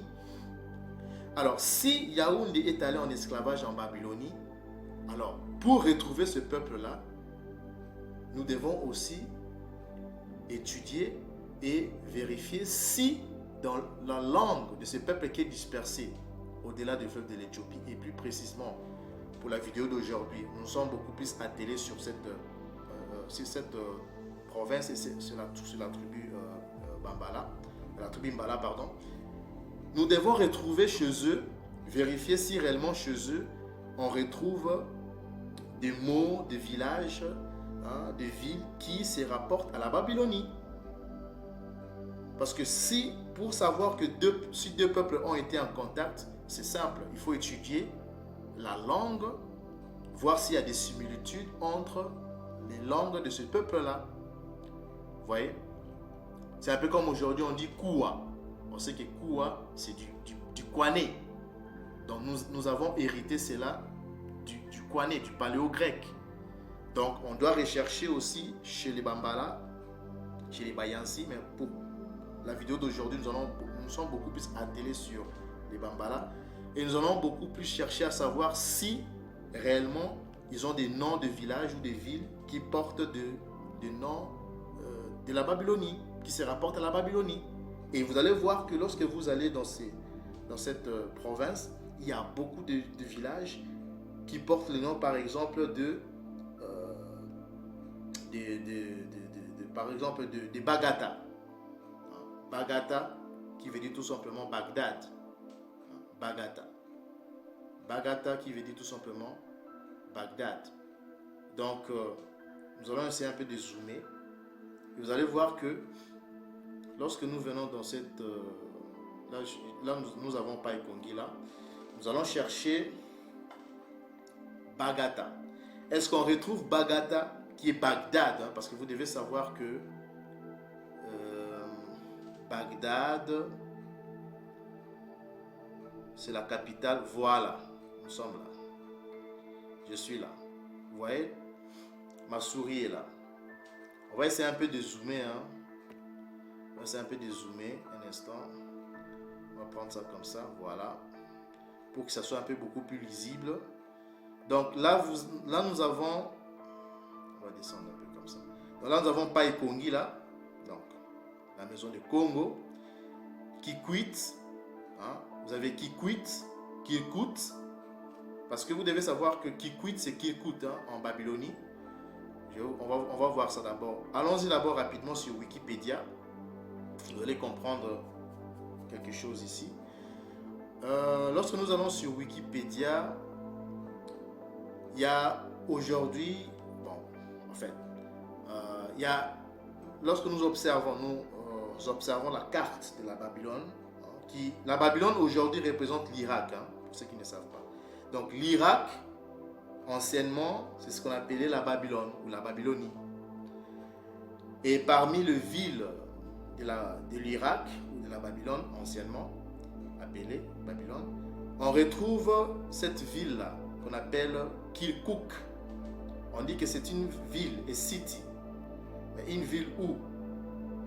On dit que c'est une ville, it's a city in Iraq. C'est une ville en Irak. Or, l'Irak représente la Babylonie ou la Babylone. Et cette ville Kirkuk, alors les Bambala ont gardé ces noms-là et vous allez voir qu'il y a des villages comme ça dans la province du Kwilu qui portent le nom de Kwilu. Il y a même une ville, hein. Il y a même une ville qui porte le nom de Kwilu. Donc Kirkuk, c'est, que je dis, Kirkuk, c'est Kikwit, hein. C'est Kikwit. Si nous retournons ici, vous voyez Kikwit. On va essayer un peu de voilà, de cliquer là-dessus. Qu'est-ce qu'on nous dit? On dit que Kikwit is the largest city of Kwilu province. Donc on dit que c'est la ville, la plus grande ville de la province du Kwilu. Donc Kikwit, c'est Kirkuk. Okay? En fait, c'est Kirkuk. Donc on retrouve ces mots de la Babylone chez ce peuple-là, dans cette tribu-là. Donc Kirkuk, Kirkwit, c'est les mêmes mots. Hein? Donc c'est Kikwit. Ils ont gardé ça. Ce qui prouve que c'est parmi l'élite. La tribu Mbala, c'est la tribu qui faisait partie de l'élite, hein, de la tribu de Juda. Donc ils ont été emmenés en captivité en Babylonie. Et ils sont revenus avec les Zorobabel, les Esdras, les Néhémie. C'était tous ces groupes-là qui sont revenus de la Babylonie et ils ont gardé ces noms-là. Kikwit, Kirkuk, vous voyez? Ils sont revenus avec des Zorobabel, Néhémie, Esdras, que vous appelez Zorobabel, mais son nom c'était pas Zorobabel, son nom c'était Zulu Mbemba ou Mbemba Zulu. Donc voilà. Donc vous avez Kikwit, on vient déjà de retrouver Kikwit, donc nous avons Kikwit sur la carte. Non, est-ce que ça se trouve? Voilà, Kikwit qui est là, Kikwit. Et vous avez aussi un autre village ou une autre ville qui porte le nom de... Voilà, parce que lorsque nous revenons sur Wikipédia, vous avez la ville de Bagdad. Parce qu'on dit que Kirkuk, c'est une ville en Irak et il se situe au nord de Bagdad. Bagdad, c'est quoi? Bagdad, c'est tout simplement la capitale de l'Irak. Okay? C'est la capitale de l'Irak. Comme vous pouvez le voir sur la fenêtre qui vient de s'ouvrir, on dit que Bagdad is the capital of Iraq. Donc c'est la capitale de l'Irak, donc anciennement appelée Babylone. Alors, vous retrouvez ces noms-là sous forme de Bagata. Bagata. Donc, Bagdad, Bagata. C'est là. On va cliquer. Donc, vous avez Bagata. Vous voyez? Bagata. Nous sommes là. Bagata. Et qu'est-ce qu'on dit? On dit que Bagata, donc Bagdad, Bagata, is a town in the Kwilu province, toujours dans la province du Kwilu, Kwilumbala. Vous voyez? Donc, Bagata, Bagdad, c'est une ville dans la province du Kwilu. Vous voyez ça? Donc, ce qui prouve encore que ce peuple-là ont gardé des noms, ils ont gardé beaucoup de noms qui se rapportent à la Babylonie. On a déjà retrouvé deux mots, deux villes, donc Bagata, Bagdad, et Kikwit, Kirkuk, Kikwit, Bagata, Bagdad. Et quand on dit que ce peuple-là sont aussi passés par l'Égypte, parce qu'ils sont revenus avec les Zorobabel et tout ça, et quand on dit qu'ils sont aussi passés par l'Égypte, hein, ils sont sortis de la Palestine, de Jérusalem, et ils sont aussi passés par l'Égypte, vous allez voir que vous retrouvez des villages dans cette province, des villages, des villes ou des cités qui ont gardé cette configuration de l'Égypte, ces noms, hein, de l'Égypte. C'est-à-dire cette configuration, la définition même, hein, de l'Égypte, c'est-à-dire la signification. Okay? Ils ont gardé la configuration, ils ont gardé la signification, je dirais même la définition aussi, hein, du mot Égypte. Parce que vous devez savoir que le mot Égypte, dans la Bible, l'Égypte est souvent, le mot utilisé souvent c'est Misraïm. Mais vous devez savoir que les Égyptiens eux-mêmes ne s'appelaient pas Mitraïm. Eux-mêmes ils s'appelaient donc les Kemet, Kamata donc il veut dire Kemet. Ils s'appelaient eux-mêmes, ils se nommaient eux-mêmes de Kemet. Mais le mot Mitraïm était utilisé par les Hébreux israélites et par les Cananéens. Ce sont eux qui appelaient les Égyptiens de Mitraïm. Mais le mot Mitraïm là, en fait c'est ça c'est la définition, ça c'est la tradition, hein, comment dirais-je, d'Édom, hein. Mais le mot, en fait le mot c'est pas Mitraïm mais c'est Massoula, hein. Le mot c'est Massoula. Massoula qui veut dire comment je peux dire ça? Donc Massoula veut dire tout simplement ça vient du verbe soula. Massoula, on dit origine, ça vient du verbe soula. Or soula en Kikongo, soula veut dire tout simplement oppressé ou pressé. Hein, oppressé ou pressé. C'est pour cela que vous allez voir la définition de Mitraïm, donc Massoula, comme étant terre d'oppression. Terre d'oppression, terre de servitude. Hein. Terre d'oppression, ça vient du verbe soula. Donc on dit Massoula, donc ça vient du verbe soula qui veut dire oppressé, pressé, opprimé, tout ça. Et c'est ça qui a donné Massoula, qui veut dire la terre d'oppression, ou la terre de dépression, la terre de servitude. Vous voyez ça mes frères et sœurs? Donc c'est pas Misraïm comme le prononce Édom, mais c'est Massoula. Donc terre de dépression. Donc ce terme-là était utilisé par les Hébreux avant la servitude en Égypte et pendant la servitude en Égypte. Et ceux qui sont sortis avec Moïse et les Josué, c'est comme ça qu'ils définissaient l'Égypte. Massoula. C'est pour cela que vous verrez que dans l'Ancien Testament, le mot Égypte on utilise plus le mot Massoula. Mais il faut savoir maintenant qu'à l'époque, c'est-à-dire que la génération des Israélites qui sont nés dans la terre des Canaan et qui ont grandi dans la terre des Canaan, qui n'ont pas connu la servitude en Égypte, ils ne considéraient plus l'Égypte comme Massoula, mais ils utilisaient un autre mot pour désigner l'Égypte. Donc ils utilisaient le mot Gipata. Gipata qui veut dire aussi Égypte. Parce que, pourquoi je dis ça? Ça c'est le paléo, ça c'est du paléo grec. Hein. C'est du paléo grec, pardon. Gipata qui vient du verbe mpata.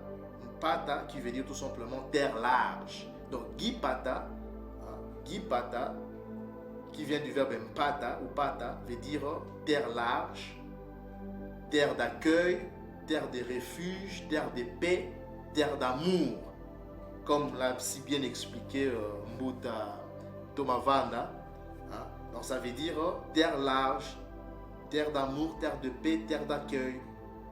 Donc Guy Pata, vous retrouvez ça généralement dans le Nouveau Testament. Dans le Nouveau Testament. Ça c'est du paléo-grec. Pourquoi je dis que c'est Guy Pata? Ce n'est pas Agipata. Non, c'est pas Agipata. Pourquoi? Parce que le alpha qui est la première lettre, la alpha, vous devez savoir que le alpha tire son origine, lorsque nous allons sur Wikipédia, alpha tire son origine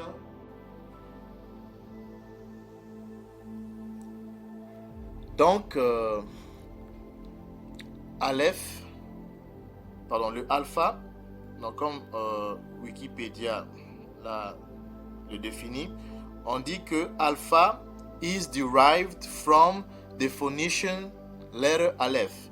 Donc, lorsqu'on essaie de traduire en français pour les francophones, ça veut dire tout simplement que alpha, donc la lettre alpha en grec, est dérivée de la lettre phénicienne Aleph.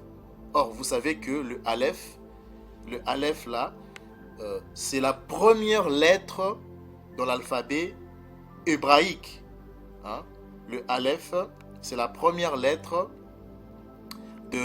dans l'alphabet hébraïque. D'accord? Et en début de phrase, le Aleph est silent, c'est-à-dire elle est silencieuse, elle est muette. D'accord? Alors, si nous revenons dans le mot Égypte, donc Gipata, qu'est-ce que nous remarquons? Nous avons le alpha donc, qui tire son origine du Aleph, donc, qui est la lettre A. Donc, au lieu de lire Aegyptus, on ne va pas lire le A. D'accord? Parce que le A, le alpha qui vient du Aleph est silencieux. Donc, nous avons la lettre G. Donc, il nous reste la lettre G, la lettre P et la lettre... Donc, nous allons juste prendre les consonnes. Donc, G, P, T et S à la fin. Or, vous savez que les lettres finales, généralement, sont...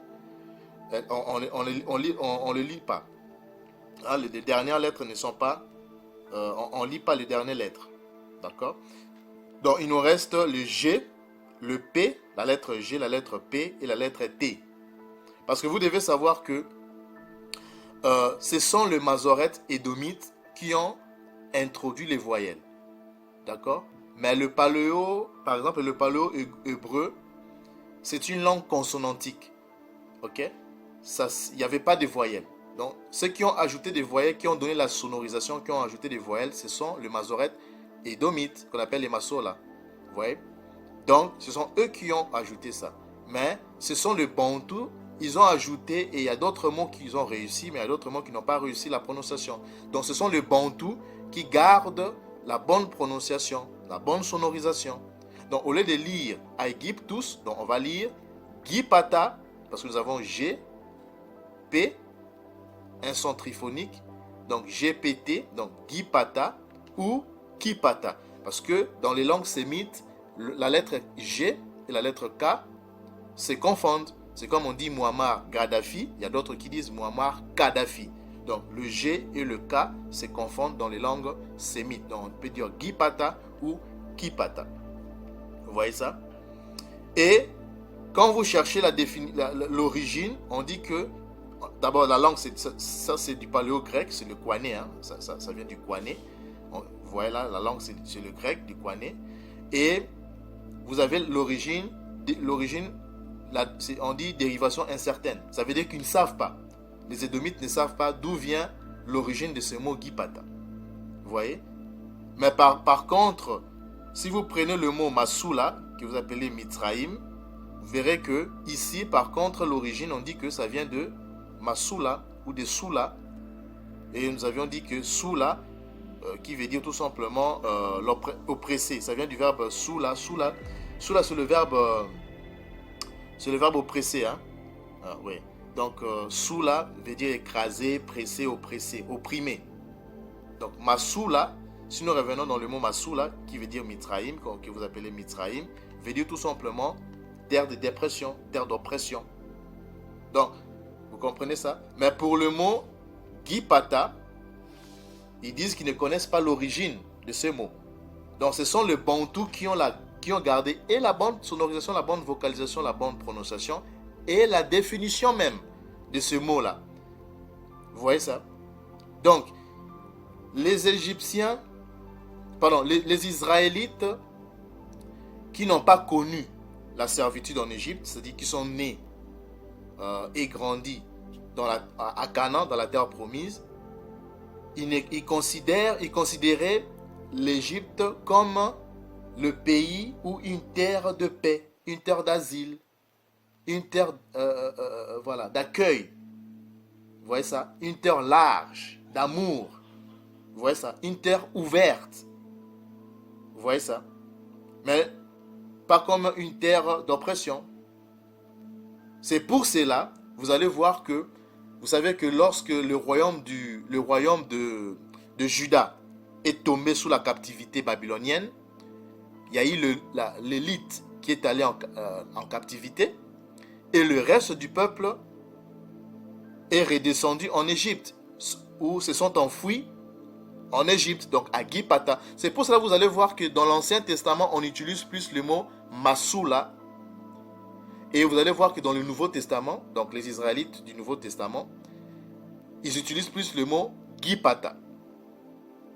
Parce qu'ils considéraient l'Égypte comme terre d'asile. C'est pour ça que vous verrez que ces Israélites-là, lors de la captivité babylonienne, ils se sont enfouis pour aller se réfugier, s'asiler en Égypte.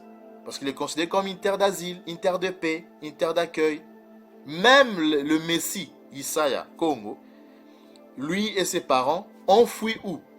Ils sont allés s'exiler, ils sont allés, se réfugier.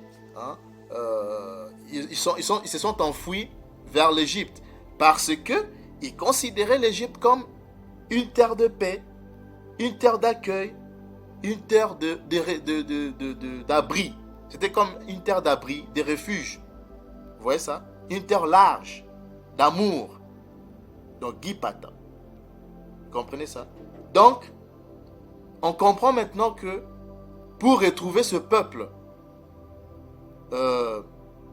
lorsque nous parcourons la province du Kwilu, on se rend compte que la tribu Mbala, la tribu Yanzi, la tribu Yaka, ils ont gardé, d'accord?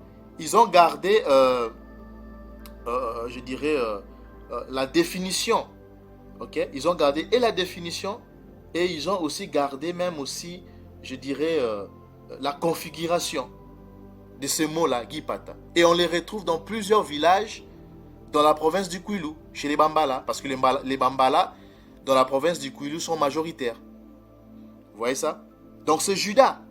Et vous savez, quand ils disent, quand les Bambala, les Bayanzi, hein, quand les Bambala, quand on parle qu'ils sont passés par l'Égypte, parce que vous devez savoir que leur migration, ils sont sortis de l'Israël, hein, de la Judée. Comme je l'avais dit, ils sont venus avec les Mbemba Zulus, que vous appelez Zorobabel. Hein. Il y a d'autres qui sont passés par le Yémen, qui sont descendus vers le Yémen et puis sont entrés par l'Afrique. Et d'autres sont passés par l'Égypte.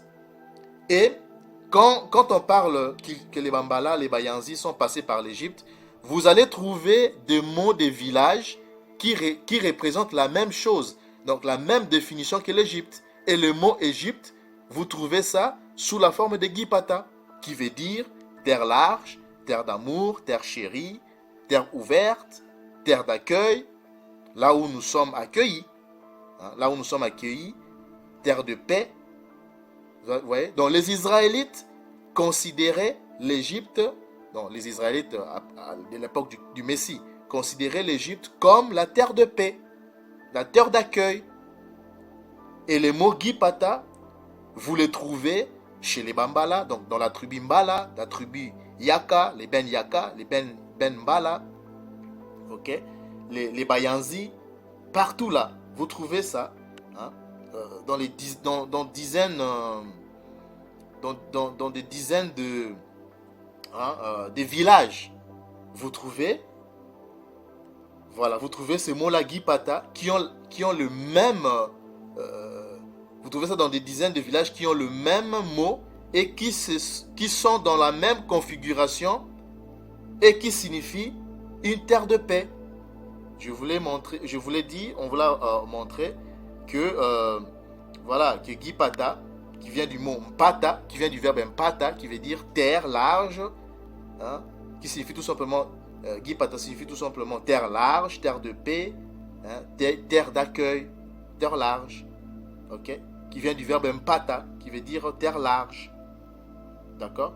Donc c'est ça qui prouve encore que la tribu Mbala ou Kwilu Mbala, comme on l'a dit, hein, parce que vous devez savoir que cette tribu Mbala, hein, c'est aussi, on l'appelle aussi Mbala Yaoundé. On l'a lu, hein, dans les livres de 2 Samuel, le chapitre 6, le verset 2. Et on a vu que c'est là où David et tout le peuple sont allés prendre l'arche de l'alliance, hein, pour la ramener à Salama. Vous voyez? Donc c'est Mbala Yaoundé qui est Mbala, comme vous pouvez le voir. Donc Mbala Yaoundé, on l'appelle Mbala Yaoundé, on l'appelle aussi Kwilu Yala, Kwilu Yulu, pardon, Kwilu Yulu ou Kwilu Mbala. Ok? Donc ce qui prouve que, encore, que Kwilu Mbala ou Mbala Yaoundé, donc c'est Juda, c'est Yaoundé. Vous voyez ça? Alors, si nous prenons la carte, nous allons prendre, si nous prenons Map Carta, donc nous prenons la carte, vous allez voir que ces mots-là, Gipata, vous les retrouvez dans des dizaines de villages, hein, dans la province du Kwilu. Dans la province du Kwilu. D'accord? Donc vous allez les retrouver là-bas. Chez les Bambala, vous retrouvez Gipata. Vous allez chez les Bayaka, les Ben Yaka, les Ben Bala, les Ben Yansi, les Bayansi. Vous retrouvez, hein, ces mots-là, Gipata. Donc voilà, nous avons là Gipata qui est là. Gipata, on peut zoomer, hein. On va essayer un peu de zoomer pour voir ce que ça va donner. Un instant, frères et sœurs. On va un peu essayer de dézoomer là. Mais nous avons déjà Gipata qui apparaît, comme vous pouvez le constater. Voilà, Gipata qui est là. Gipata, un instant que ça télécharge. Donc voilà, vous avez Gipata qui est là. Et qu'est-ce qu'on dit? On dit Gipata ou Gipata Village. Ça veut dire, c'est le nom d'un village. Ok, c'est le nom d'un village qu'on retrouve dans le Kwilu, dans la province du Kwilu. Ok, vous avez Kitoti là, comme Congo de Atoti là, hein, Kitoti là. Donc vous avez des mots comme ça, hein. Donc un instant, vous avez un instant, attendez. Ok, vous avez aussi,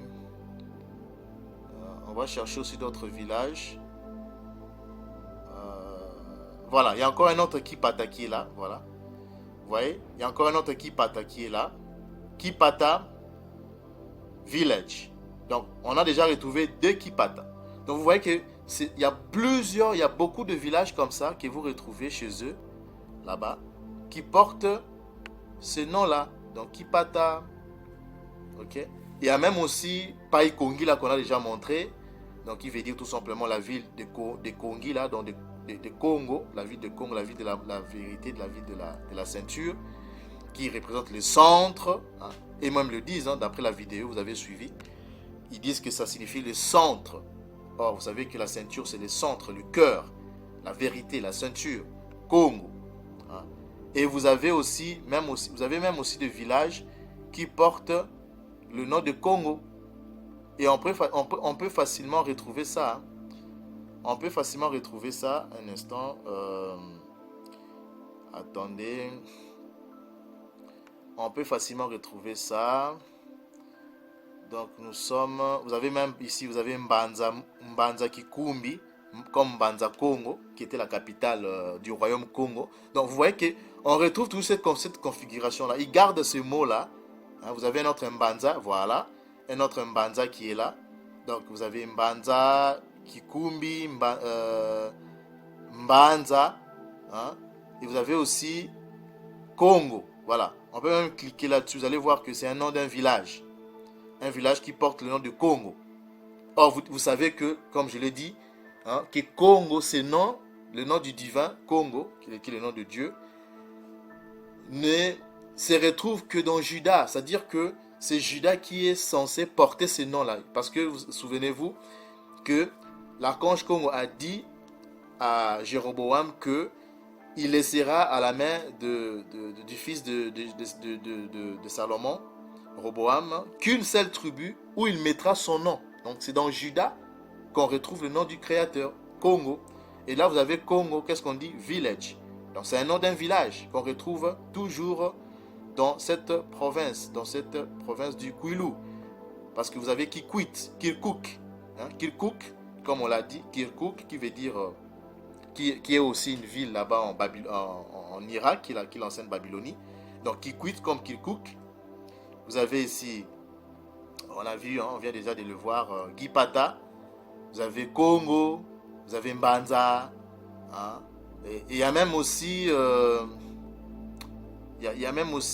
Gipata, Bagata, je pense qu'on avait aussi déjà parlé de ça, Bagata, ou Bagata, hein, Bagata qui veut dire tout simplement, voilà, Bagdad, hein, qui est la capitale de l'Irak. Hein. Donc vous voyez que mes frères et sœurs, donc on retrouve toute cette configuration là. Vous voyez, vous avez ici, voilà, vous avez là Bagata qui est là. Vous voyez, c'est Bagata. Donc Bagdad comme Bagata. Ouais. Et lorsque nous cliquons sur Bagata, on dit que Bagata, it is a town in the Kwilu province. Ouais, dans la province du Kwilu. Donc Bagdad. Donc, ce qui prouve encore que cette province, il y a Juda qui est dispersé dans cette province du Kwilu. Okay? Il y a une grande concentration de Juda Yaoundé qui est dispersée dans cette province du Kwilu. Parce qu'on retrouve des mots dans leur village, dans leur ville, cité, qui se rapportent à la Babylonie, qu'on appelle aujourd'hui l'Irak. Et on vient de voir des mots comme Bagata, Bagdad, Kikwit, Kirkuk, hein? Même l'Égypte, Gipata. On a aussi vu Paikongi là, la maison de Congo là, Congo, Kongi là ou Congo là, Congo. Donc voilà, toute cette configuration là, on les retrouve chez eux. Et la Babylonie et l'Égypte, ils ont gardé ces mots, les définitions et même cette configuration-là. Donc, la province du Kwilu, qu'on appelle Kwilumbala, ou Kwilumbala ou Kwiluyulu, ou bien Mbala Yaoundé, c'est bien la tribu de Juda. Donc, Juda aussi est dispersé chez eux là-bas. Ok? Donc voilà, aujourd'hui, nous avions vraiment voulu vous révéler beaucoup plus se focaliser sur la province du Kwilu pour essayer un peu de vous révéler voilà là où se trouve Juda. Hein, ce n'est pas seulement du côté du Cameroun, pas seulement du côté voilà, de l'Angola, mais il y a aussi Juda, une grande et forte concentration de Juda qui est dispersée dans la province du Kwilu, qui est majoritairement la tribu qui a pour tribu majoritaire la tribu Mbala, qu'on appelle Mbala Yaoundé, Mbala Juda. D'accord? Et c'est la raison pour laquelle on a même retrouvé, quand vous avez suivi la vidéo de Mbuta Tomavanda, qui a d'après ses recherches, on a retrouvé le livre des Cantiques, qui est le livre écrit par Maleki Salama, donc le roi Salomon.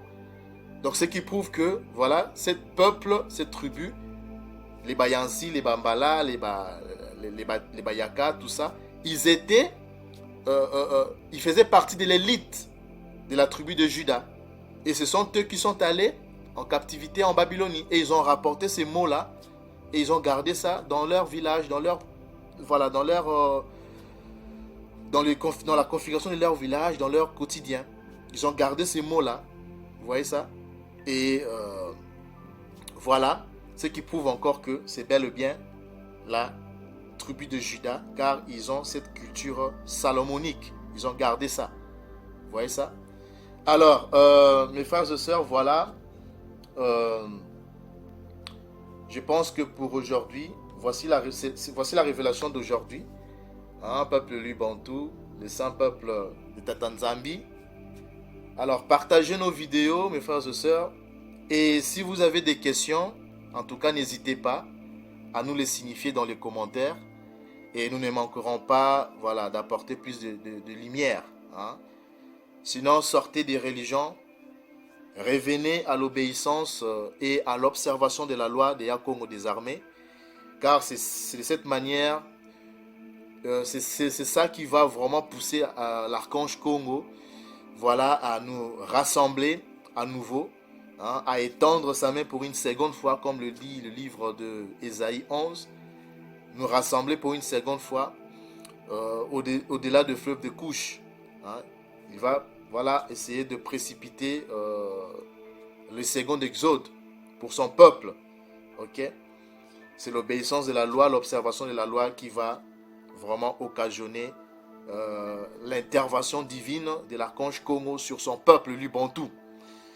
Vraiment, sur ces Keya Congo règne et son peuple Lubantou avec Esalama Tonda.